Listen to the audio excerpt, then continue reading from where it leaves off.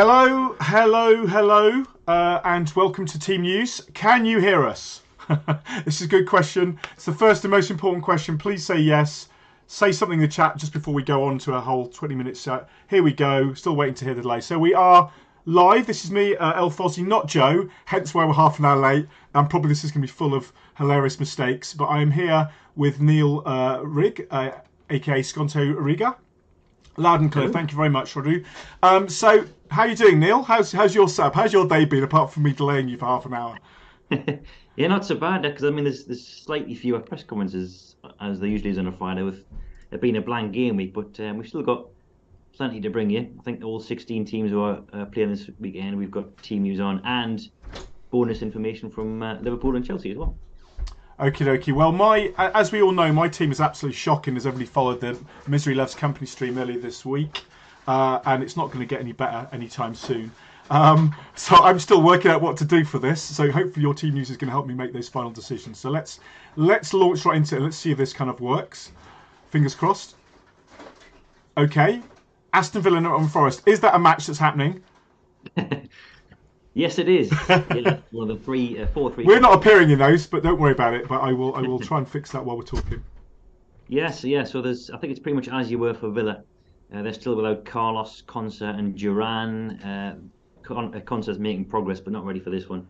And then they've got the season-ending injuries: Kamara, Mings, and Buendia. Forest, they were expecting to have a trio of players back from international duty: Sangaria, Bolly, and Olaena. They've all got injuries. They've all come back from Ivory Coast with injuries. They're all going to miss this weekend's game with Aston Villa. Not sure about timeframes on them. Wood's still out as well. Montiel's back in training. There might be a slight concern over Taiwo Awoniyi as well. He wasn't seen in training in midweek. He himself said he was fine after being subbed last weekend, but Nuno said that he'd have to be assessed. So I'll delve deeper into that press conference, but he might be a doubt as well. Okay, cool, fair enough. Hopefully, well, I mean, both teams in decent form. I mean, Forest did pretty well last week, so both teams in decent form, so it'll be an interesting game, that. Probably more Villa representation than Forest. Okay, let's go on to Brighton versus Everton. Hopefully we'll stay here. Yes, our faces have stayed in the right place this time. Hurrah! It does say Leicester, of course, at the top. My God, it's been a day of it. I do apologise, everybody. I'm going to try and fix this as we go, but yeah. Assume that doesn't say Leicester, assume it says Brighton. I've had a whole day trying to update all this, but yes, moving aside Leicester, Brighton. how is Leicester back next week? Yeah, Brighton are, well, they're not in too good a shape actually, because Pedro's still out. He's still a few weeks away from a return. Hinchelwood and March are longer term injuries as well. Mitoma is the latest doubt. He's got a back injury. I think it's a recurring thing, and De Zerbi wasn't sure if he's going to be able to play for this, and I think he was actually rather more negative than positive on this, so I think he's 50% flagged in FPL. That might get downgraded even further. Milner, we're waiting an update on. He's been out for the best part of February as well. There is one boost, and that is the long-forgotten Julio Enciso. He's going to be on the bench this weekend. I think he's been out all season, pretty much, with a knee injury. But he is back in training, and he's going to be amongst the substitutes this weekend. And as for their opponents, who are, remind me, Chris, who they're playing? Everton, I believe. Surely the greatest team in the league. I don't know how you could forget that incredible team. But yes, goal-scoring superstar heroes. This has got like 7-7 written all over it, right? Or maybe 7-0. I don't know. But yeah. Well, you beat Hammered Brighton at the Amex last season, if I remember right. Was it 5? Yeah, 5-1. I would love it if that happened again. To quote Mr. Keegan, I don't expect it. We do now have the Seagulls. The Seagulls have flown in to displace the Foxes, so that's good. They're in the right place now. Go on then. I'd be astonished if that happens again. Yeah, you're not in bad nick really. Danjuma, Gomez, and Dele Alli, of course, they're all still out. Coleman's back. He was only ill on Monday night. And Mikalenko, Dyche is hopeful of him being available. He just picked up a minor knock against Palace, but Dyche seemed fairly positive on him. Okay, fair enough. So full strength there. Well, we'll hopefully see if Calvert-Lewin can finally score. That'd be interesting. But cool. Moving on. So Palace versus Burnley. What do we think there? Oh, I've got Man United. I've got Man United Fulham. This is so you're gonna have to. Do forgive me. The amount of work that went in to get this right, and it's still wrong. I do apologise. I'll let you. You're gonna have to intervene and tell us what actually happened between Palace and Burnley. Alex. Palace and Burnley. Yeah, we had a first press conference today from Oliver Glasner, the Hodgson's successor, and he said that there's not any concerns from Monday night, but he's not expecting anyone back either. The good news is that Eze is back in training, so he should be back in Gameweek 27. If all goes well in training next week. He's only had 2 days, so he's not ready this weekend. Same with Will Hughes as well. And then he said we'll see on Mark Gahey and Michael Olise. I think they're slightly longer term. And they've still got Rak-Sakyi out, they've still got Decore out, Rob Holding as well, and they're more longer term. As for Burnley, this was one of 4 press conferences yesterday. They've had a season-ending injury of their own. Aaron Ramsey, not that one, the other one. He's joined the long-term injury list, probably even out for the start of next season, actually, with a really serious knee injury. Foster, Kolyoshu, Redmond, they're all out as well for months and months. Mike Tresso could be back, but Jordan Bayers, he's been out since, I think, December.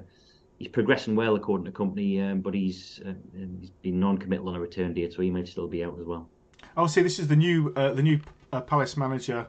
Yeah, his first time in post, isn't it? So he's not had much time with the squad. So we'll see. Any expectations? I don't know. I haven't read the articles about how we expect him to play.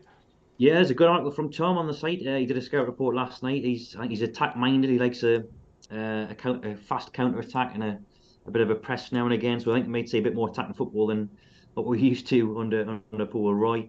Plays with wing-backs as well, or has played with wing-backs. So he might unleash the power of Tyrick Mitchell. And I think it's Daniel Munoz on the other side as well, who's looked quite handy. He might make the scout picks tonight. If I'll give you a little sneak preview of that. The right wing back for Palace. Okay, cool. So yeah, we'll go on. We'll continue on anyway with the calamity. So just this, I want to give a shout out to Joe, who does this every week, and obviously David as well, and others. I'm obviously have another job, so I've kind of came in to try and help with this. Totally forgot about it this morning, and then have had to try and put it all together. So please bear with us. Fortunately, we have one expert in the chair, so which is wonderful, Neale, who's now going to tell us about Man United against Fulham. Which has a Palace logo inexplicably there, so that's great. It's good you're back. I can't actually see what's on your screen, which is yeah, it's like just the logos. We've got the completely wrong logos there. That's fantastic. Okay. Yeah, the most bought player of Gameweek 26 is injured. Rasmus Højlund. He's been bought by 400,000 people already, but he's out. He's going to be out for 2 to 3 weeks, probably with a muscle injury. He might be the most transferred out player of this week by the end of tomorrow. I don't think there's anything else new. Luke Shaw, of course, he's out for possibly this season. He was injured last weekend, and Man United gave an update earlier this week to pretty much confirm that it'll be several months. And then Malacia, Mount, Martinez, Wan-Bissaka and Martial, we're not expecting any of those back either. Fulham, again, they were up yesterday. Marco Silva. There's only Jimenez who's definitely out. Williams, a slight doubt, but Silva seemed quite positive on him. I think he had a tight hamstring last weekend, and he has a chance of featuring. Armando Broja's back. He was ill against Aston Villa, but he's now available again. There's a one addition on the suspension list, however, and it's a significant one. It's João Palhinha, who's very influential in the midfield. He's banned now for the next 2 games because he's become the first player to reach 10 bookings for the season. Okay. Well, are there many hovering around that's There's another 2, I think, and it's Nicholas Jackson of Chelsea and Bruno of Newcastle as well. Okay, fair enough. Interesting. I mean, it'd be interesting to see Broja see how he starts for Fulham, and also, yeah, obviously Højlund and Garnacho, the in form, both of them for United. So that should be interesting, very interesting game. I imagine we'll see a lot of Garnachos in a lot of teams at the moment. Moving on to Bournemouth versus Man City, with the logos at least should be correct because it's the same as I did last year. So yes, I don't know if this is the correct information, but yeah, go for it. Yeah, Bournemouth, I'll start with the host. Nothing's changed on the injury front, so I think they're still going to be without Aarons, Hill, Adams and Fredericks. Billings suspended as well. This is his final match of a 3-game ban. They will get Roman Farah back. He was ill last weekend at Newcastle, but he's going to return. Nothing much new at Man City either. So Grealish and Gvardiol are still out. They're a lot closer to recovery, according to Pep today. Possibly for the Manchester derby in the following week, but not for this one. De Bruyne isn't injured. He was unused as a substitute against Brentford, but Pep says today that he's good. He's not injured. He's trained individually yesterday. I think they've had a few days off team training anyway. So, and then they're going to assess him today in team training at 4. But he said he fully expects him to travel. He said he's pretty sure, that was his words.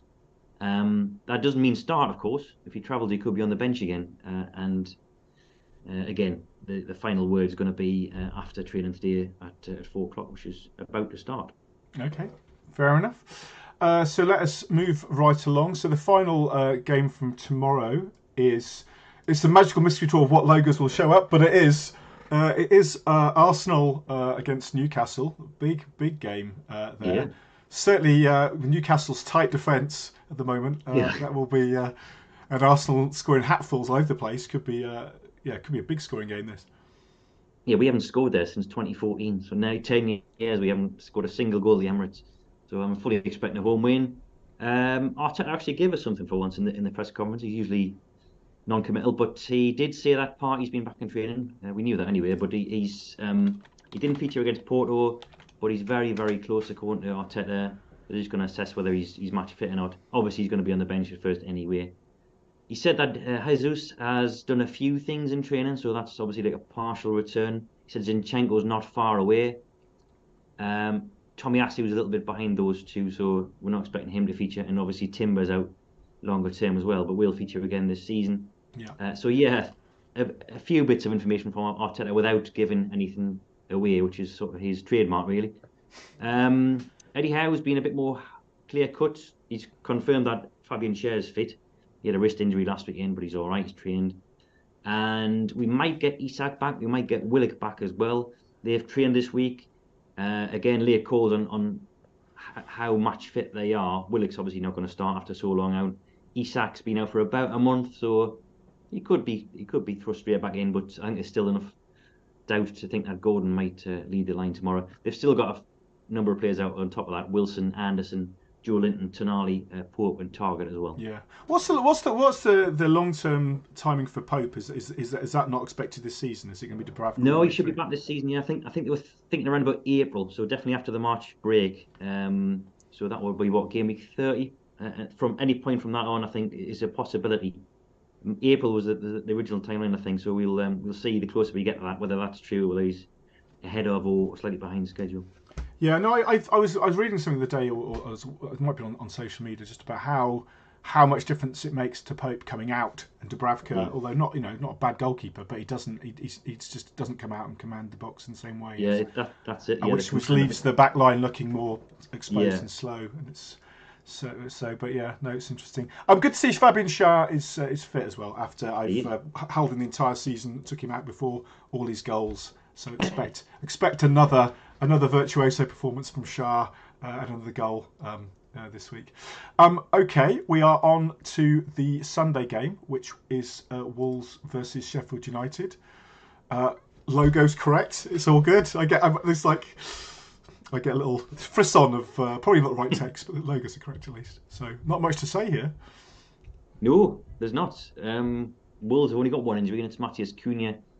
And he should be back after the international break again, game week 30-ish, give or take a week or two. But that's certainly a better prognosis than it was originally. I think there was fears he could be out for the season. So that is it on the Wolves team news. Sheffield United, yeah, there's a bit more uncertainty because Wilder wasn't wanting to give too much away. He did say 2 or 3 are progressing. We know they'll definitely be out Max Lowe and Reece Norton Davies. Their seasons are ended. So they joined Basham and Egan on the long-term list. Holgate's banned, of course, for that horror challenge last week. 3-match ban for him. Baldock is thought to be one of the ones who's close to return, so he has been on the grass. Jebison's a week or two behind, I think. And the other two are the ones probably, I say most people be interested in, a handful. It's Brereton Diaz and Cameron Archer. He'll still be on a few benches, I think. Brereton Diaz wasn't close last weekend because of a hamstring injury. Archer only missed out, I think, because of calf tightness, but nothing concrete on those two, unfortunately. So Wilder's keeping his cards close to his chest. And I think that And obviously, there'll be a lot of Wolves action starting to appear in a lot of teams. Wolves are, the scoring. There's a few choice picks emerging as people try and navigate the break. I was going to ask you, are you what strategy-wise? We'll go into the two missing. Are you just navigating, or are you going to free hit, or you've got anything exciting? Yeah, it's a very good question because I had been planning to dead end until 29 and gradually bring in players, but then you look at the short-term games that could be made by someone like Kwang or Neto. Yeah. The alternative would be bringing someone in like Leon Bailey or Douglas Luiz this week. Not bad picks, but certainly not as you think as explosive as Neto or Kwang are going to be against Sheffield United. So I am sort of slightly changing tack. I need something. And I think I won't take my advice this season. I'm doing. Oh God, probably not as bad as me. I've got. It's going to take me a -8 at least to get a team out, and that's like, oh, I thought I'd even played for this, but obviously not very well. I should really read the website, shouldn't I? Moving on to the final game of our slightly blank, truncated game week, which is West Ham versus Brentford and not Forest. There, apologies. Close enough. I've got a Nottingham Forest text as well. Like I've got almost there, but not quite. I'm going to remove the erroneous thing. You can have West Ham information. You can make it the rest. So West Ham against Brentford. Yes, indeed. Yeah, West Ham close to having a full bill of health. So that's Paqueta's back in training. He's the last injury doubt, but he's very close to returning. He's in contention according to Moyes. They do have someone absent through suspension though, and that's Calvin Phillips. He was sent off for 2 big offences last weekend. Brentford, yeah, that was the last press comments I think I heard from Thomas Frank. I don't think anything's changed from the Man City game in the week. Everyone's available again, and they're not getting anyone back. And Mbomo, a bit of a timeline on him. Finally, he's going to be hopefully after the international break. There's going to be a lot of those sort of game week 30-ish returns. Same with Pinnock. Hickey and Sharda, no time frames on those two, but Henry and De Silva they're out for the season. Yeah. Okay. And finally, obviously, it's not a match in fantasy unless you're playing Fantasy Caribou Cup, which I don't think there is one. But we've got the cup final on Sunday as well. What anything in there that we should keep an eye of? Just looking ahead, obviously. To what the impact going forward. Liverpool seem to have a growing injury list at present. Just a week or two after having almost a clean bill of health. Yeah, you're right. These are important things to keep an eye on for game week 27, Liverpool especially. So it was Pep Linders who was taking the presser this morning. He said that Szoboszlai, Salah and Darwin are all going to be assessed before the final, so they're not seriously injured. In fact, we've seen Salah and Darwin arrive at the training ground this afternoon, so they're hopefully in contention. Not so good news on the rest of them. So Trent and Alisson, they're both going to be out until after the March international break. So won't see them before game week 30. Curtis Jones might be back slightly before then, but not in time for this weekend. Jota is out for, I think, even longer term. I think they said months for him. So good, another good decision to bring in. That was just mastering everything at the moment.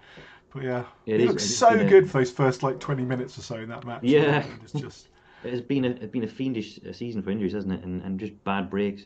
Yeah. And they've got longer term absentees as well. Thiago, Bajcetic as well. Doak, Matip. So I think they're 10 strong in terms of injuries. Chelsea, I think there's slightly less interest from a fantasy perspective, but I'll tell you their team news. Thiago's the one who could be back this weekend. He started training again. He's been out with a minor groin injury. Cucurella, remember him? He's made a partial return to team training. He'll be some distance off. I think he's been out since around about October. And then they've got Chukwuemeka, Lavia, Ogochukwu, Reece James, Fofana, and Badia Shiel. They're all still injured. Okay, cool. Well, we've hurried through it. Thank you for your professionalism. I did my best. Sorry, and again, apologies to the Scout regulars. Normal service will resume shortly with Joe's coming back in next week. I did offer to stand in and then totally forgot about it, so I had to kind of scramble to go in half an hour from something I did last year. Hence why my rapid replacement of logos didn't always go to plan. But Joe will be back. I know a few people have asked in the stream about David. That there'll be updates on that soon. As he's got some stuff going on in his life, which has kind of kept him out of the limelight for the moment. But so hopefully we'll have some updates on that soon. Our own injury list is growing at the moment in terms of we've got the same problems Klopp has got. But most chat, we don't want a third choice. yeah, no, and Sam's off on holiday as well. It's Oh yes, she is. Yeah. I picked a bad week to give up sniffing glue, as they say in airplane. But yeah, no, I think that's it. If we get any questions, we should wrap up in a couple of minutes. If we get anything in the Bournemouth versus Man City FPL Spartans, we did Bournemouth versus Man City. We did. Yeah, we did. That's one of the ones I got right. That was you might have forgotten it, Spartans, because it was the one that was correct. There, it's back on the page. Anything in the chat? Anybody got any questions they need to ask? They need answering? No. Good. Something about Az. Don't know who that is.